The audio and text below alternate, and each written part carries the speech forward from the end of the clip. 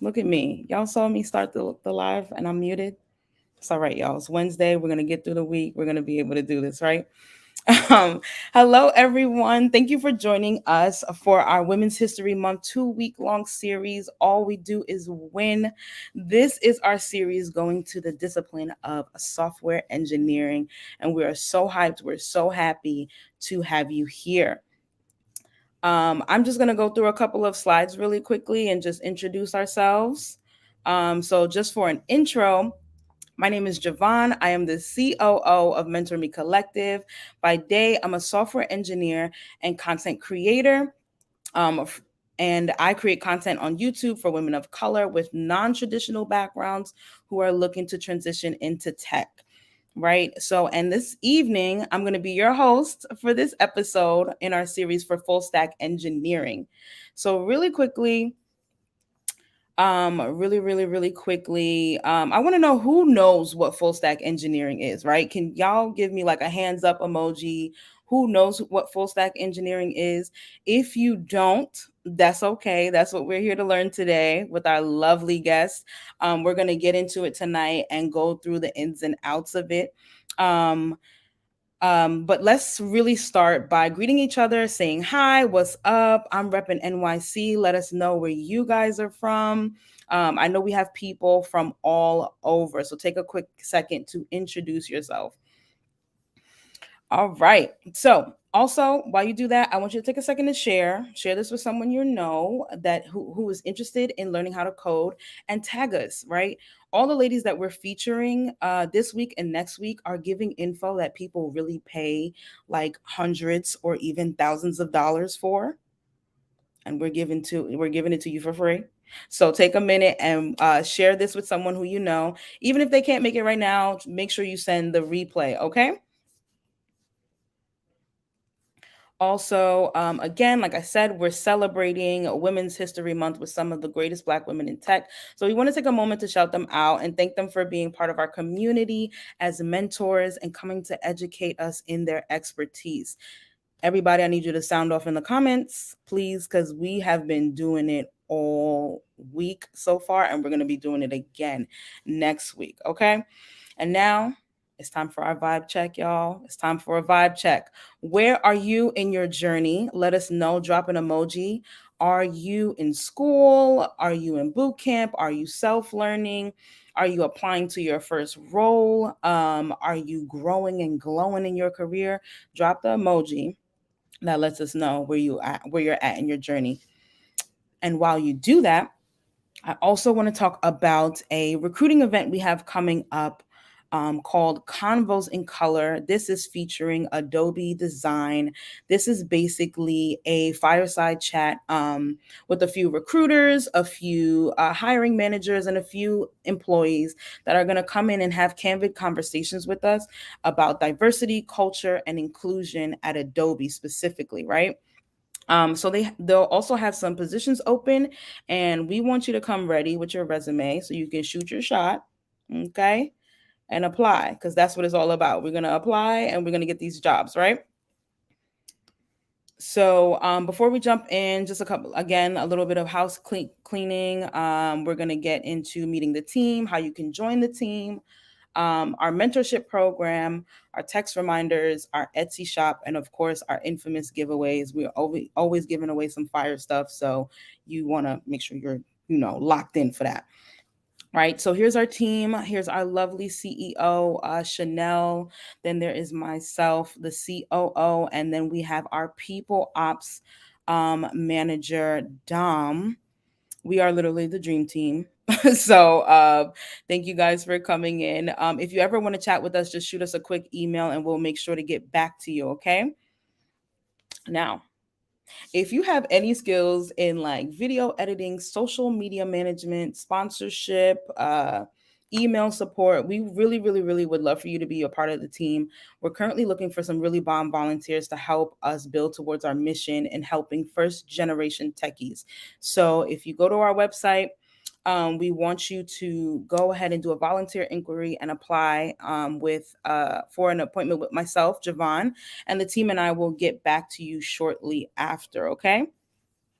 And now for the meat and the potatoes of everything.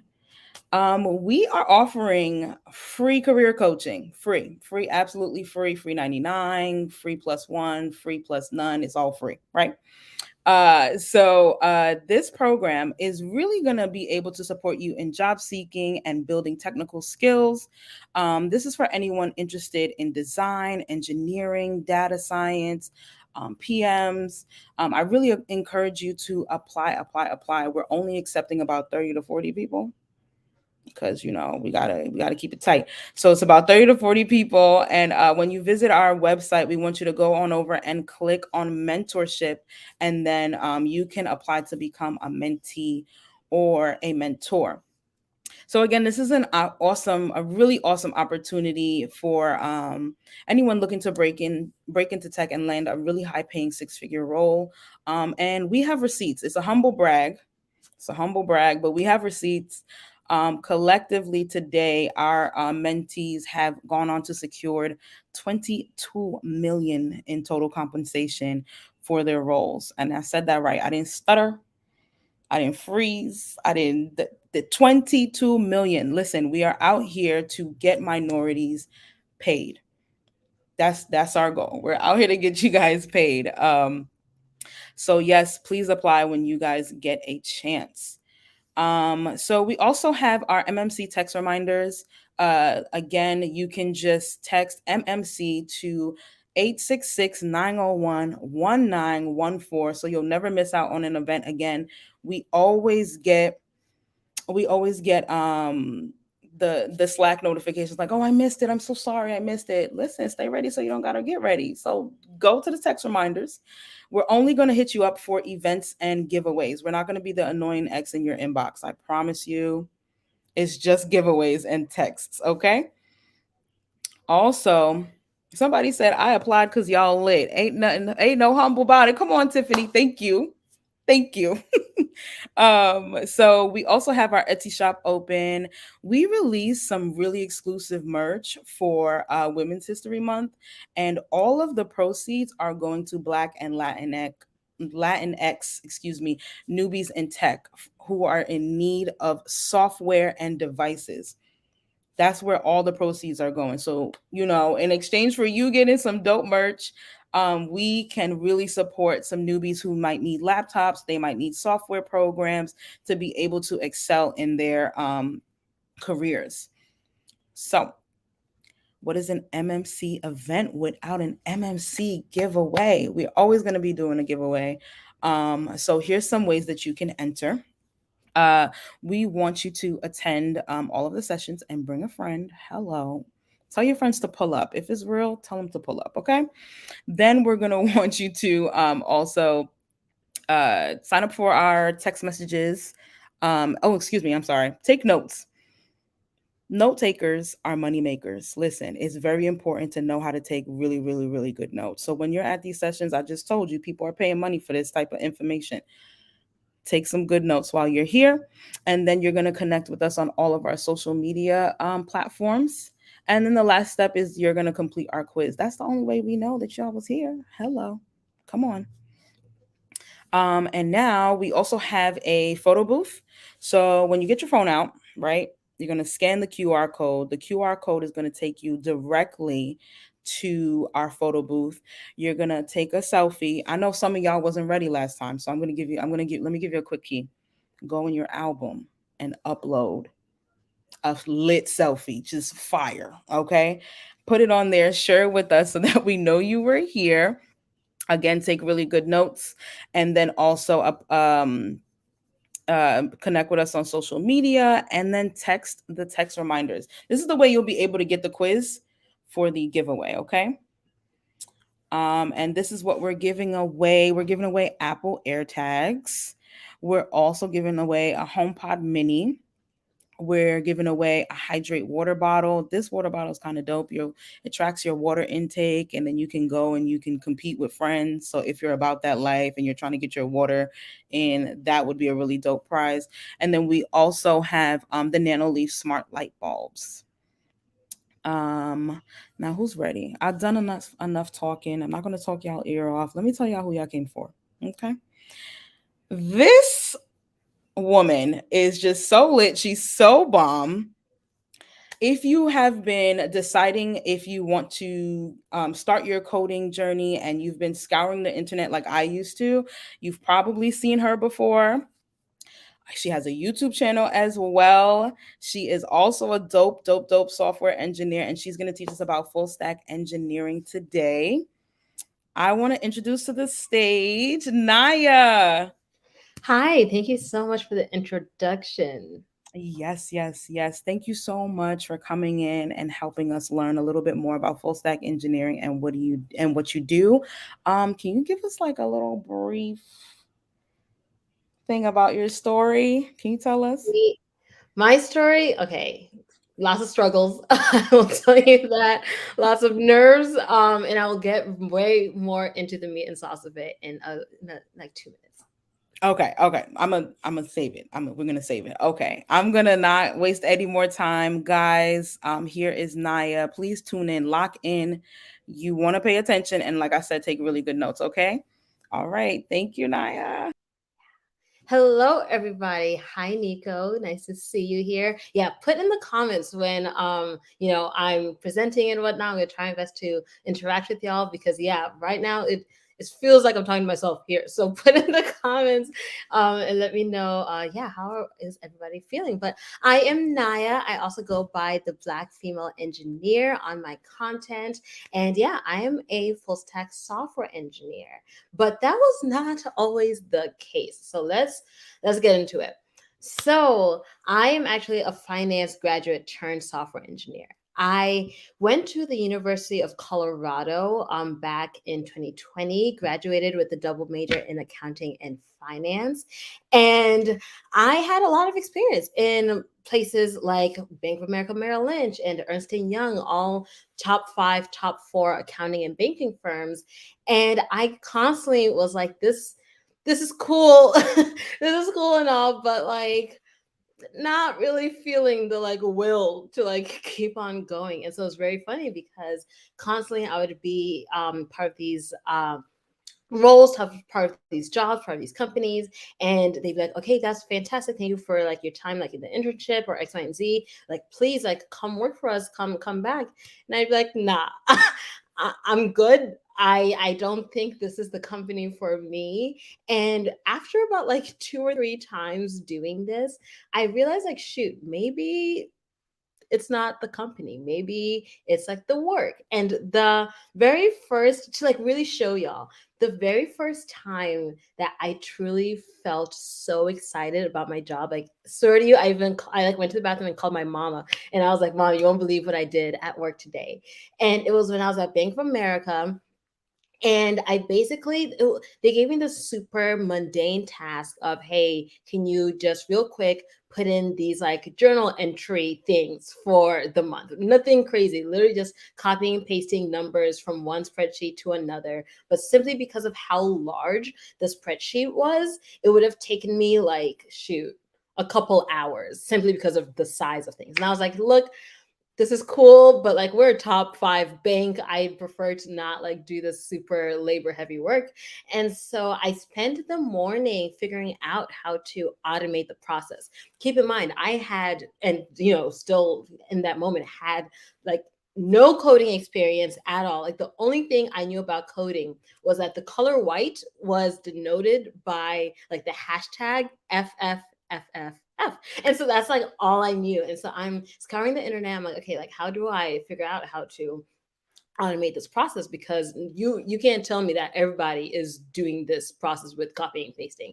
And so spent the morning doing that and figured out how to do it and did it. And I showed my boss and he was so excited about it. He showed it his coworkers and it was like all of us around the laptop like, oh my gosh, look what I did. Went to the bathroom, was like, Mom, you don't believe. And and then I went back the next day doing the same old copy and pasting, all that. And so that should have been my first clue, but sadly it actually wasn't. It's more the gift of like hindsight that's allowing me to say this. But how did I get here then, if that wasn't what put on that light bulb of ding ding ding, this is the place for you, this is the field for you? What did it? So the thing is, I so it's 2020, if like very long time ago. The pandemic hit, this whole parallelogram, this whole parent teacher conference hit, and I had all this free time, as many people did. I had a ton of free time because all my classes went pass fail, and I had no job, and no jobs were trying to hire me, as you know, all the hiring freezes and whatnot. And so I was just chilling in my room and watching everyone use this time, this freeze, as their time to get into shape and their time to learn how to make bread and whatnot. And I was just like, this is all cool for y'all, but you know what? Let me just like learn a new skill. And so I decided to pick up coding, literally for no reason than people just saying, oh, coding is a good thing to learn. Just like how people say, oh, it's good to learn how to invest. It's good to put time away for travel. People often say, oh, hey, it's good to learn to code just cause. And so I was like, okay, cool. Like, let me do that. Swear to y'all, within like 8 hours, I was just so hooked. For the rest of the week, I would spend my days staying up till 3 a.m. in the morning, just trying to code things out. And I would actually like go to bed like super excited to wake up the next day so I can continue to learn. And I never felt like that with finance. I don't know if we have any finance people out there, but that was just not the excitement I felt for spreadsheets.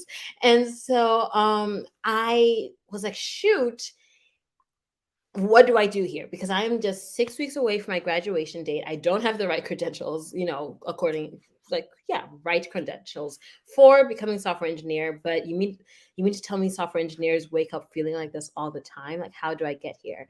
And so after doing some scouring around the internet, I discovered these things called coding boot camps. I had no idea what they were before. For anyone who doesn't know what they are, they're basically a super intense, like anywhere from 6 months to 12 months to 18 months of classes where you can choose between full time and part time. I chose full time.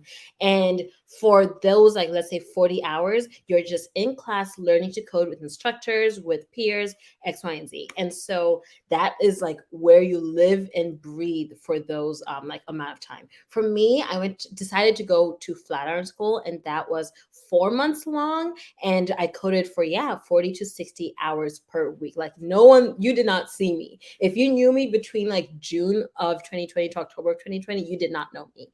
And so ended Flatiron School October of 2020.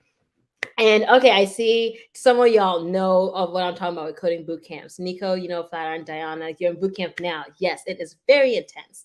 And so ended October of 2020, but I had like no other goal than to end with a job. Like, that's why we're doing this. We're trying to get a job, trying to get that salary. And so I was like, okay, like I'm trying to pay off loans. I'm trying to do X, Y, and Z. Like, I can't live in my parents' basement anymore. Let me get a job. And so I was fortunate enough to actually graduate boot camp with an offer in hand. Like, the day I finished Flatiron School is the day I actually got my first offer. I ended up accepting an offer later that month at Comcast. So a lot of people don't know this.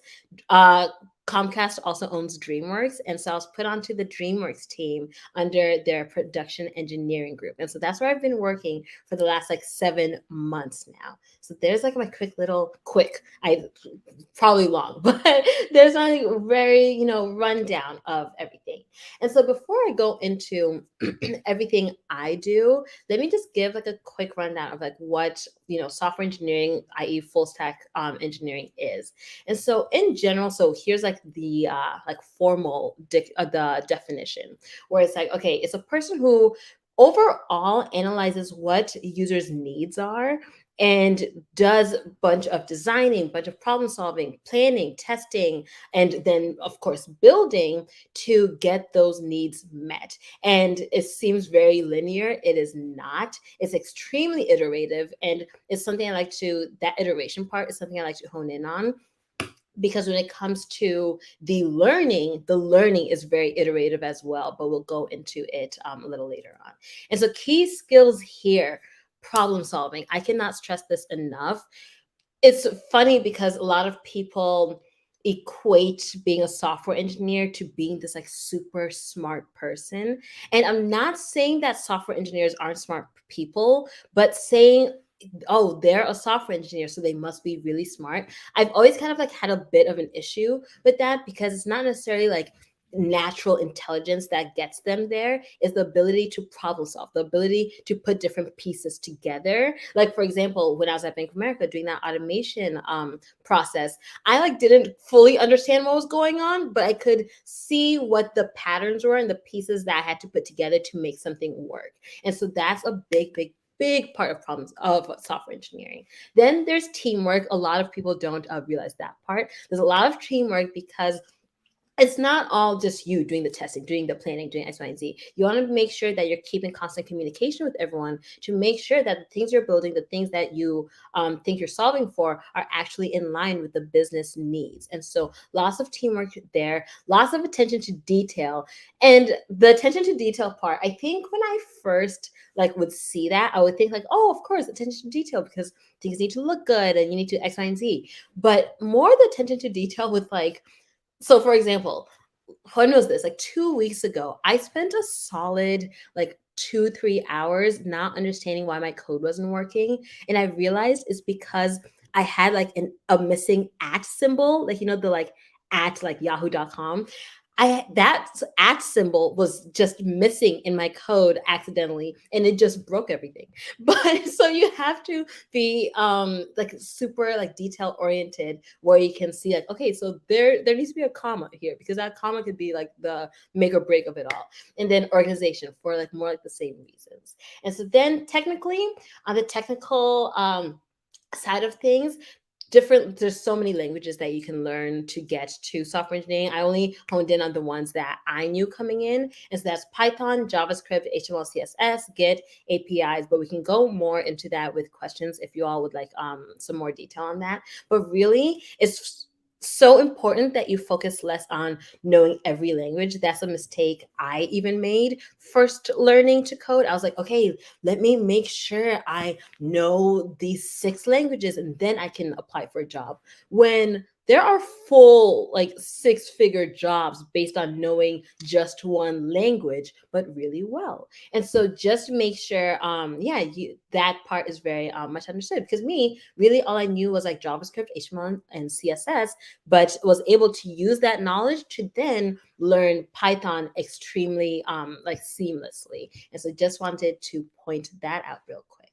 And then we have the learning. So learning for JavaScript, HTML, Python, X, Y, and Z. I really loved using free code camp when first learning. I honestly I should reach out to them for the amount of like people I send their way. But yeah, Free Code Camp is a phenomenal tool. I use them for specifically HTML and CSS, and they just do a great job at helping you understand why you're doing what you're doing and getting that immediate satisfaction from learning just like these HTML and CSS basics. I'm kind of jumping around for my presentation here, but very quick while we're here. Something I feel like a lot of people like mess up when learning is saying like, okay, let me go to like the most popular language, which a lot of people say is like Python. But then where things go awry is like you're learning, but you don't know why you're learning, what you're learning, and so you end up giving up. And so I really recommend Free Code Camp, like HTML and CSS. See how you like the coding process and go from there. Code Academy and Udemy are also fantastic, but we can go more into that with additional questions. Okay, so like a typical day, we won't go like too much into this like video, but I wanted to like put in this clip because a typical day it's pretty this for me it's pretty similar like each day is a stand up at 9:30 a.m. So stand up basically, let me remove this ad.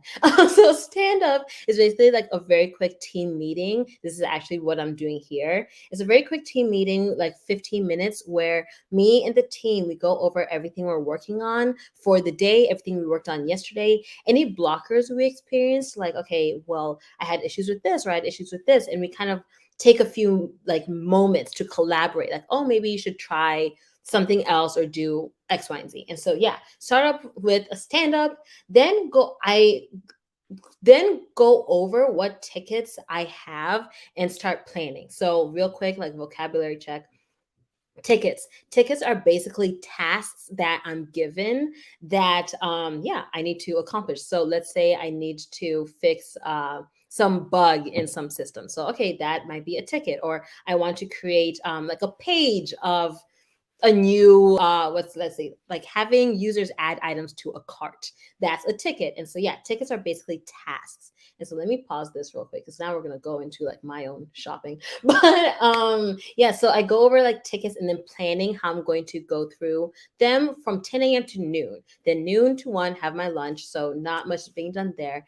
And then from 1 to 5, really all I'm doing is coding. It's funny because I've said this a couple times where this is one of the very few times where what I imagined for myself, what I imagined something being like, is exactly how it ended up being. Because for me, I code from 1 p.m. to 5 p.m. I put together the plans I had put together for from the morning, try to see what works, what doesn't, and constantly just reiterate everything. So, okay, I'm having bugs here. So, how do we fix the bugs? And then who can I reach out to help, like, let's say, pair programming and whatnot, and overall just doing everything I can to produce a like good solution and like fix the problem. And then yeah, finish quote unquote at 5, but then I stay on call to around 6 p.m. For me, because I work at DreamWorks, we like to stay on the animator schedule, and animators stay at the studio till around 6 p.m. And so if they ever have issues with their like products, with their systems, we like to make sure we're on call. And so I like step away from my laptop at 5 p.m. But if something happens up till like 6, then I'll make sure that I'm here to address those things. And so I'm gonna go more into ooh what yeah, my current projects are at work. So I mentioned that I'm at the in the production engineering group at DreamWorks. So what does that mean? So what's great for me is in my team, we work on internal apps. And so what's internal versus external? An external app, you can think of something like Instagram, Facebook, like Gmail, things that are open to the public, while internal apps are things that we build to help our workers, to help other employees, other teams. It's never going to see the light of day. It's just for us and to help us do our jobs. And so those are the projects that I work on, what my team focuses on. And so my current main project is basically, so real quick, DreamWorks, right? We do a lot of animation. We put together a lot of movies and everything. Likely, you all know that it's not like, oh, someone has an idea and then like it's a movie 5 minutes later. There's a lot of designing, there's a lot of planning, there's a lot of reiteration and whatnot over months and even years.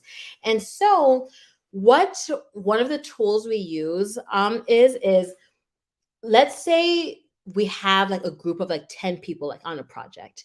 So in college and work and everything, we use, or like I know I used Google Drive. I use Google Drive a lot, and it's a great tool for having everybody come onto like one space and see all the edits being made, see someone like, write an essay live, like, oh, like Wilbert right here is like creating a paragraph, and then Emma over here is doing X, Y, and Z. Like we can see all of that in real time. So one of the tools we use is something like exactly like that, just like Google Drive, where people come on to this platform and we see, okay, so this is what the animation looks like, this is what the movie's gonna look like. So let's like circle here. We want the fire to be more orange. So a person circles something and then everyone on the call sees what was circled, and then they can like make notes of that. And then, okay, let's make sure that like this character has like a wider nose, and so we note that and everyone can see that. And so it's like a big Google Drive. So if anyone wants more information on it, it's called SyncSketch. If anyone wants to like go look it up. But that is a third party app. We don't really have much control over it.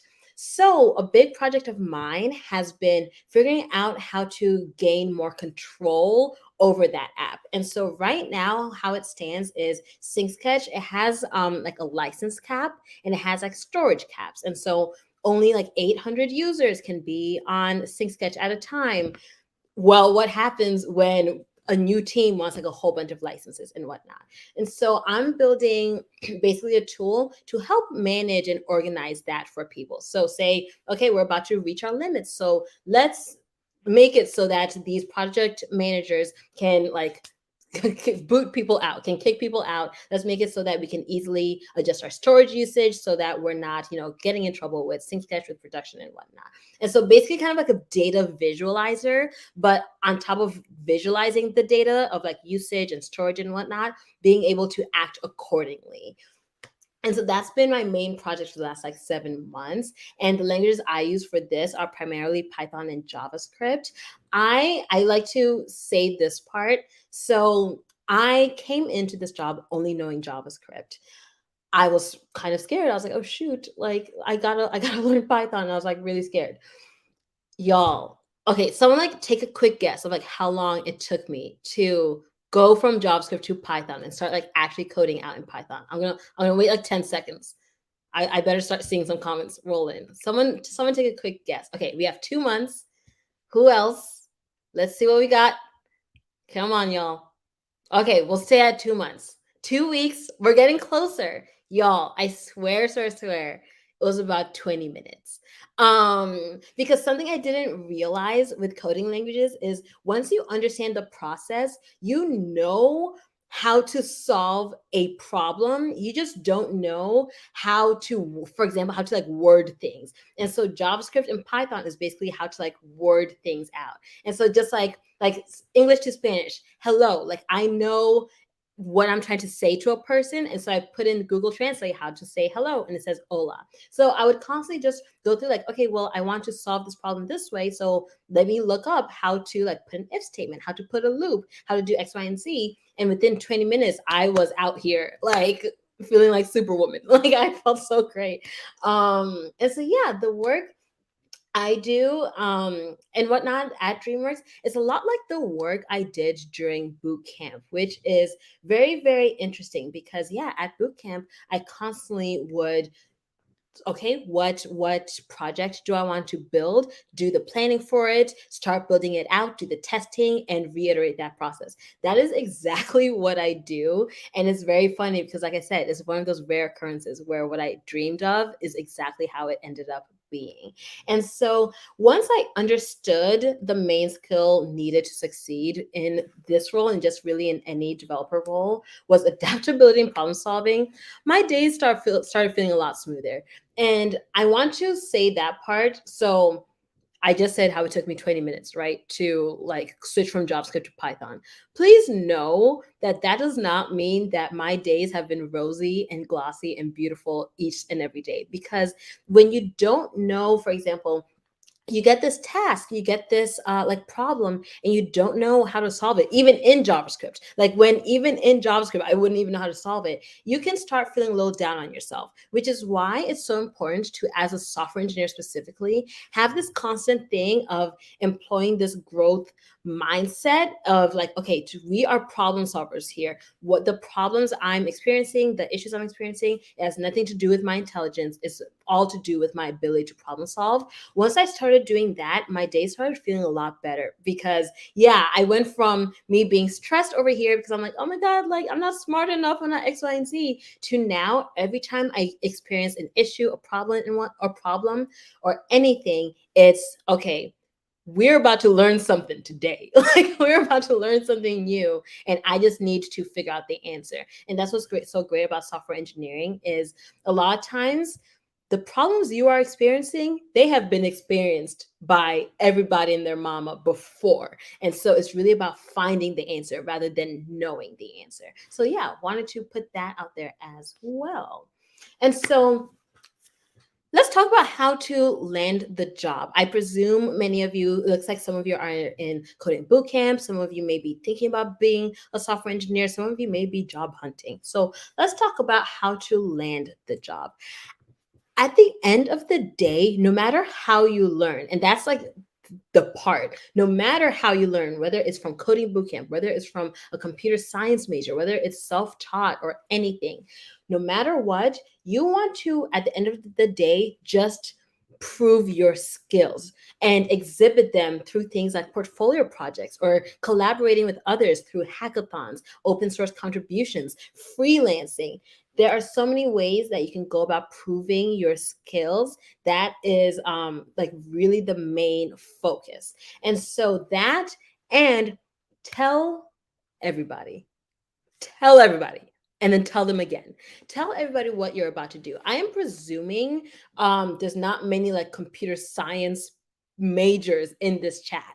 And the reason why this tell everybody part is so important is if you are coming in here into this space, or you're trying to come into this space from an untraditional background, likely there's not many people who know that you are. There's likely many people who associate you with, for me, for example, finance. There's like, oh, she's the finance person, or oh, she's the nurse person, or she's the like X, Y, and Z. And so you want to make sure you're telling everybody, because we want to make sure when it's time for you asking people for like, okay, any job recommendations or for one-on-ones, you want to make sure that people aren't blindsided and they have known for a while now that this is something that you have been aiming to do.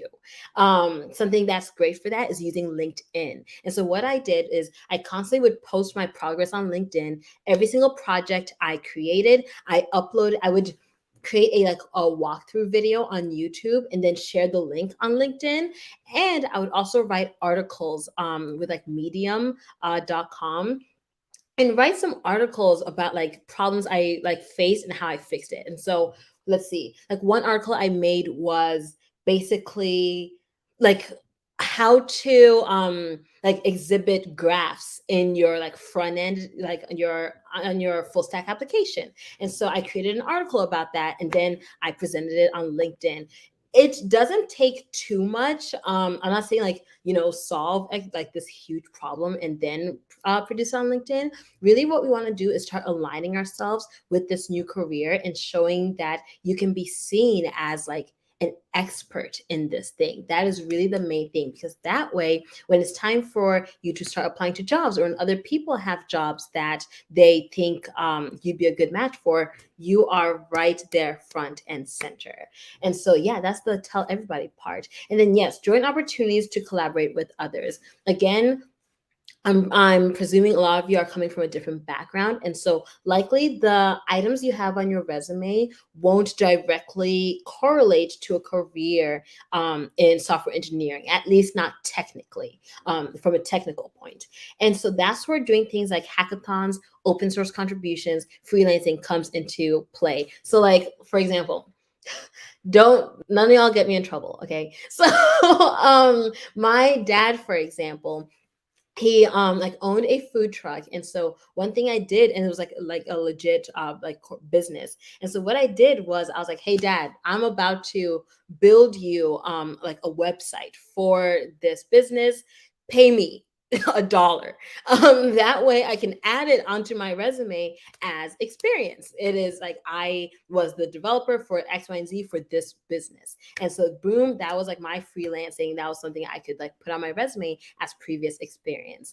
And it showed that I had exhibited, basically it showed that I was able to collaborate with others. Like I'd say like, okay, what's your vision for this site? What's your vision for X, Y, and Z? And being able to take that into an actual product is something that's so key, because again, that is something I do like every single day on my job, is talking to managers, talking with different teams, and seeing, okay, what is your vision and how can I facilitate that? How can I create a product that allows for that? And so being able to show that you have experience in something like that is very important. And then all in all, don't shy away from reaching out to people for one-on-ones. I know it's terrifying. I know it's not fun. I completely understand. However, at the end of the day, I'm trying to get a job. I I am not trying to, elongate this process. And so, yeah, reaching out to one-on-ones is really fantastic. One thing that I would do is leverage my identity of being a Black woman trying to be in the tech space. And like reach out to other Black women I found on LinkedIn and who were in tech, who were software engineers, and I would say like, "Hi, I would love to talk about your experience, your journey, what things that I should know getting to this place as a fellow Black woman." And a lot of times that brought like the response rate from like 10% to 50%, and so that's something I highly recommend. But keep in mind, you have to reach out a ton, because some people say, "Oh, I reach out," and then I ask like, "Oh, how many have you reached out to?" And they're like, "Oh, 5." And I'm like, "You mean like in the past hour?" Or like, "Wait, what do you mean like 5 total?" So keep that in mind. You really want to keep on reaching out, because at the end of the day, you want to make sure you are being seen and heard in this new space. And so, yeah, I'm going to open it up for questions now, because, yeah, I know I've done a lot of talking, and I would love to really hone in based on your specific questions. Oh, you're muted. There we go. I'm back. I'm back. Oh my God, that was such an incredible session. Thank you, thank you, thank you so much. We are like buzzing with questions. Like people have Amazing. been really asking a lot of questions. So I really love some of the ways that you got into your story. Our stories kind of mirror each other similarly. So I was like, you saw me in the back. I'm like, yeah, and yeah, and let them know. So because I feel like there is a gap with, women of color in this space. There's a huge gap, and some people are not really telling the real. So I really appreciate you coming on and giving us all this energy. Yes, Dominique, giving us all this energy and letting us know what it really takes as a woman of color. Um, but Nico asked the question. I really want to get into that really quick. How do you bridge the gap from knowing what you want to say and looking it up to fluency in that other language? I struggle with that currently from JS to Kotlin. Interesting. Okay, Mhm. so let me read that again. Looking it up, fluency. I think it comes in repetition.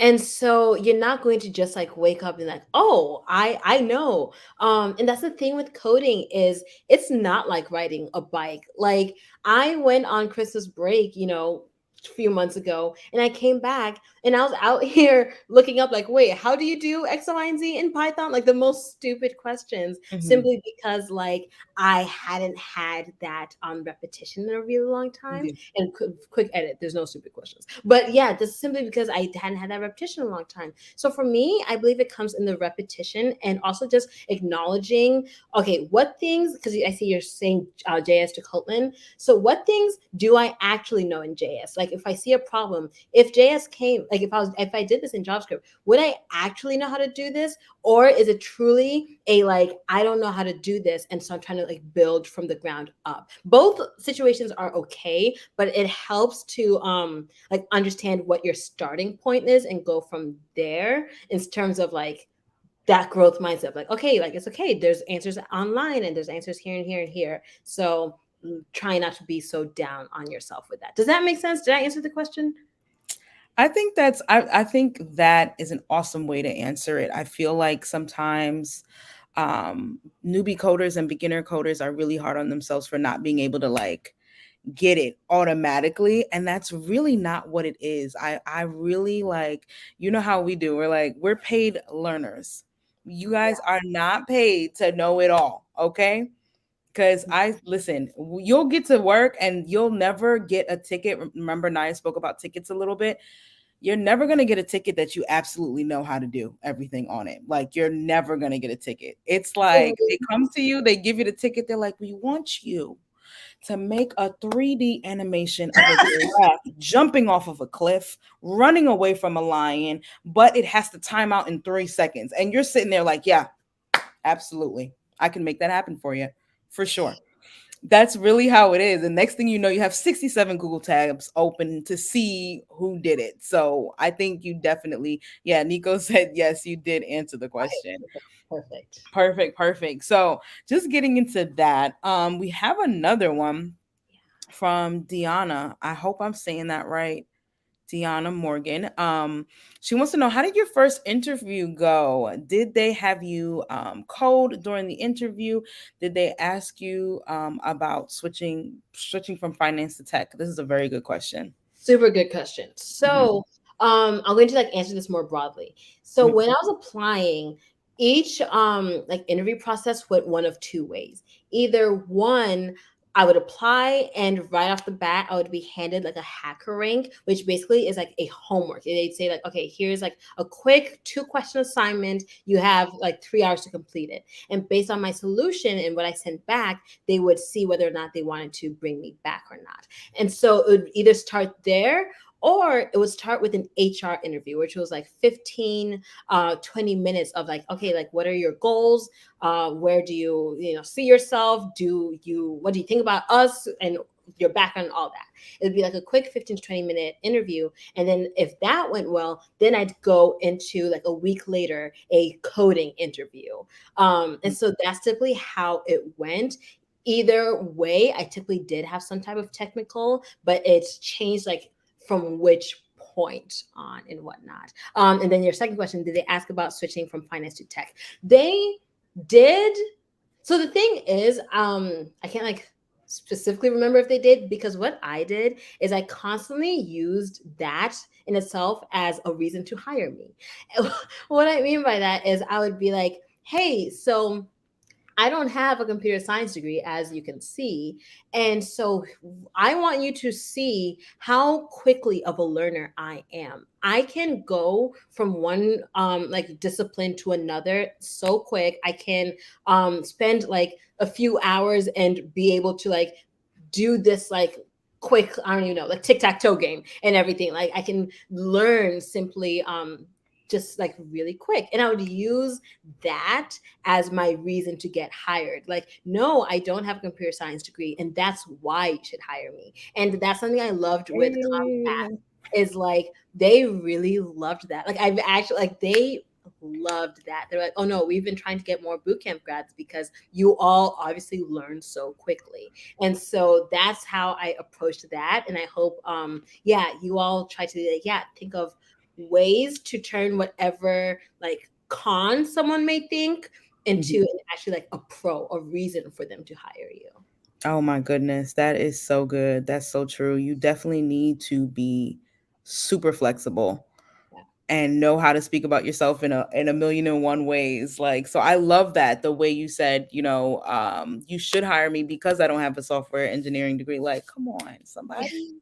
Come on. Cassandra had a great note. She said, I feel like you spoke to me directly and I have a better sense of what I need to do to move forward. It gave me chills just hearing you speak on everything. You have no idea how much I needed Oh, this. stop it. Stop it. Girl, come Oh my on, God. Cassandra. I'm gonna Listen. like screenshot this real quick. Yeah, I was just about to say, screenshot it. Because yo, I'm gonna like hang this up because I really appreciate that. Thank you so much. Yeah, that was such a sweet note. Nico also has another question. Nico's coming with the heat, y'all. Y'all better keep up with Nico. She got questions. So you mentioned getting multiple offers. Did you negotiate your salary or benefits at all? Is this even a thing we can do in our first role? Oop, girl. Answer this. I know Ooh, you got stuff to say. ooh, go ahead. I'm passing the baton. Yeah. So, so first of all, yes, please do it in your first role. Like, oh my God, please. Do it everywhere. Me, I tried, but the for me, my companies didn't negotiate. I was like, hey, like I want to negotiate for X, Y, and Z. And it was just we don't do that. And so I was like, are you sure? Like, are you positive? Like, this is me. And they're like, yeah, girl, we don't know what to tell you. We don't negotiate. And so I'm like, okay. So definitely bring it up and come with your like what's the word? Like with your reasons. Like I know sometimes the feeling is, oh, I'm coming here from this other role, so I don't have the leverage and everything. But again, use your other experience as reasons why you should get that extra salary. Show them at the end of the day how you will be just so incremental like to the team and how you can be such a value add and then go in. And then there are also other resources that help with salary negotiation. And so things like Glassdoor and Levels.fyi helped a ton when applying and going through jobs. Because let's say if I got a salary that was like, let's say the salary is 90K, but then I see that, a software engineering one gets paid 120 to 150 here, I would say, hey, this is the data,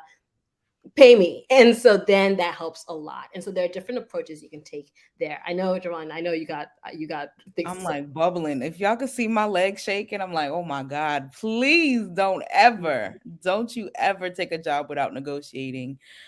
Even if they say no, whatever they say, listen, you need to negotiate. Mhm. Obviously, there's special cases. A lot of new grad programs, they don't negotiate, but that's okay. Just be prepared to at least speak up for yourself. It is a thing.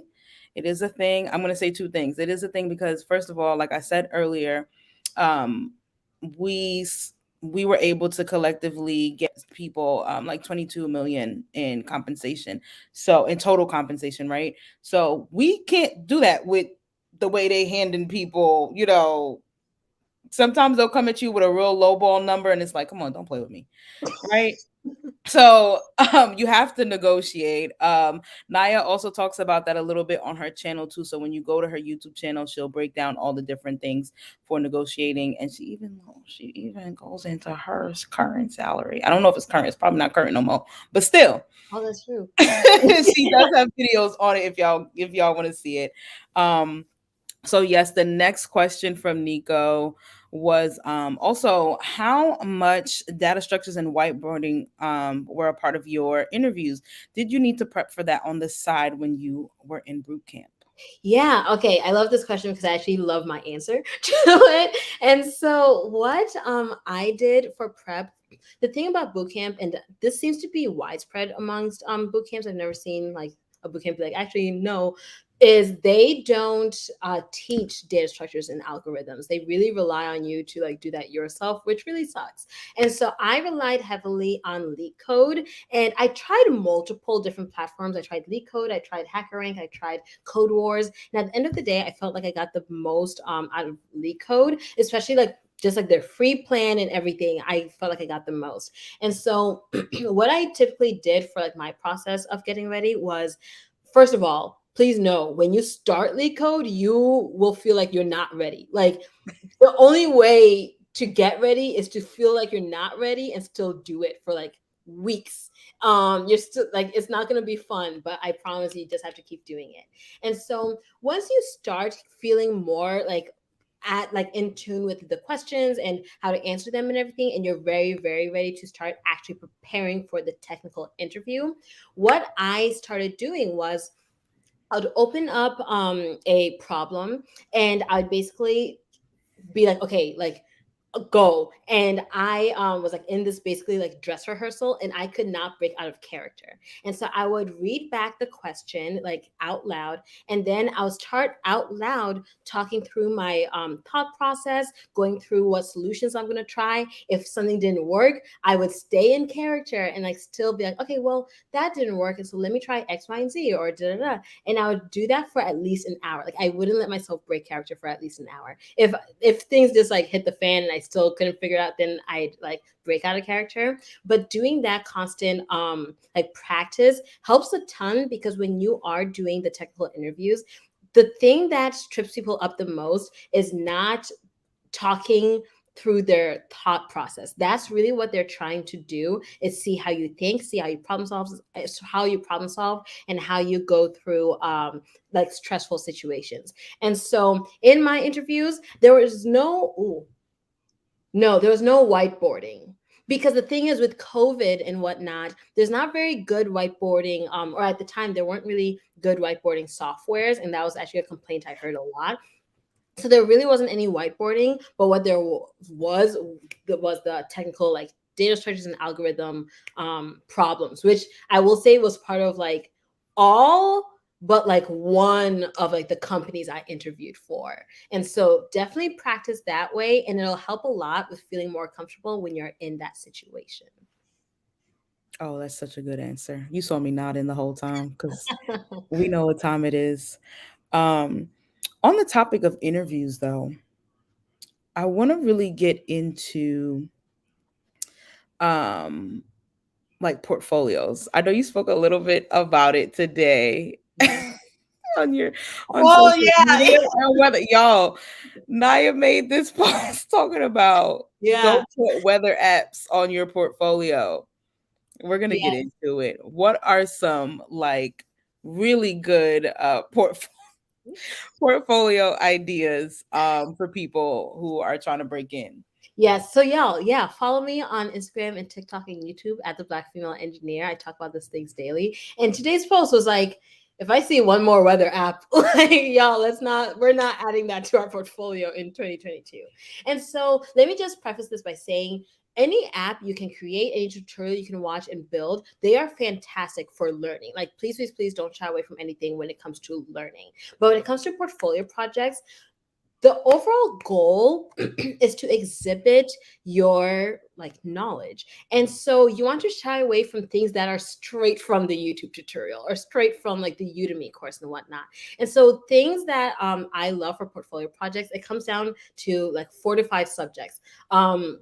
One is some type of search engine, and like the more like quirky the better. Like I made like a board game search engine, for example, and like at the end of the day, search engines are pretty much like the same process each time. It's just like the different data points you're using. So like, yeah, make a search engine, make some type of like data visualizer. I love those because if you're applying for like a more serious company, like I applied to some banks, then they like seeing that you know how to like work with numbers and whatnot. But you don't have to like put too much focus on that because we're not trying to like be like data analysts or anything. But yeah, that's just like a good little one if you have time. Another one is a replica or a what's the word? Oh, an imitation project. And so, for example, if we look at like Instagram, I'm not saying build Instagram, but if we look at Instagram, the core of Instagram is a page where users can upload pictures. That's like it at its core, it has its bare minimum. And so find a way to create the same bare minimum, but add a little twist to it. And so, for example, Instagram for dogs. And so only so yeah, it's like Rex, like at Rex Paw or like at like doggy daycare or something like that. And it's always like the dog's activities being featured and everything. It's like an Instagram for dogs. So yeah, a replica app, but like with your own spin. And then for a passion project. I love passion projects because they when all else fails, when you're in the interview and you're talking about your portfolio projects, I don't know if you've ever seen somebody talk about something they're really passionate about. I hope you can say you can, because I hope you can say that was me about 40 minutes ago. Yeah. But they light up in a way that is so captivating, and being able to do that in an interview goes a really long way. And so think about something you're really passionate about and find like a really like a way to solve a problem there. In like, it doesn't have to be anything big. I'm not saying like solve world hunger, but let's say your passion is solving world hunger. You can create an app where you pull up all the nearest like food banks in the area, or you pull up an app where each, like, let's say restaurants are able to say how many meals they have left over from each shift and they don't want to throw it away. And so create like some type of thing that you can talk about and say, I did this because I have a passion for X, Y, and Z. And so those are the 4 themes of portfolios I highly, highly recommend. And so, yeah, with the weather app, really it comes down to like find your own spin. Someone asked a question like, how about a timer? And I gave the example of do like the world's worst timer. And so instead of just like do a timer app, do a timer that yells at you with each passing second, saying like, come on, like keep going, like let's go. And so like a cute, quick way to like add your own spin. I love that. I love that so much. Guys, I could talk to Naya all day, honestly, to be honest. But I'm gonna ask her one last question because I want to respect everybody's time. So I want to know, Naya, as a Black woman in this space, what's Mhm. one thing you'd like to see more of? Black women in the space. Like, Hey, like truly period. More Black women.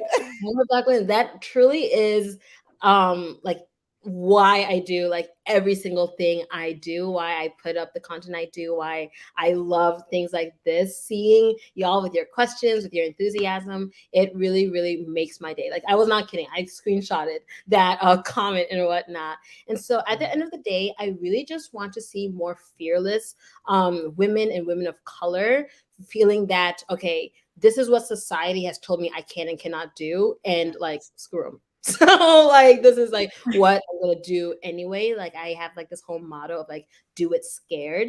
And I would love it if in 2022 we started and like, not even started, but we continued to push back on certain standards that have been set, and really do that learning, do that reaching out, do that, more things like this, attending things like this, to see more Black women in this space. Yes, guys, I can't even follow that up with anything. That was so like perfect. I really want you guys to take a moment to subscribe to Naya's YouTube channel.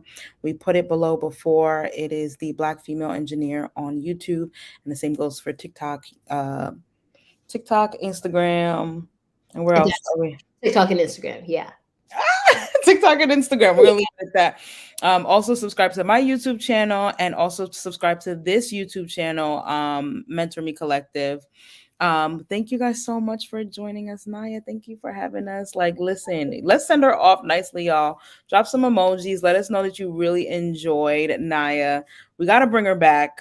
There's no way we can't bring her back. So listen, I'm so happy for you guys to be here, and we'll see you tomorrow for our next episode. Okay, guys? Thanks so much. Thank you so much. I appreciate it, y'all. Mhm. Bye.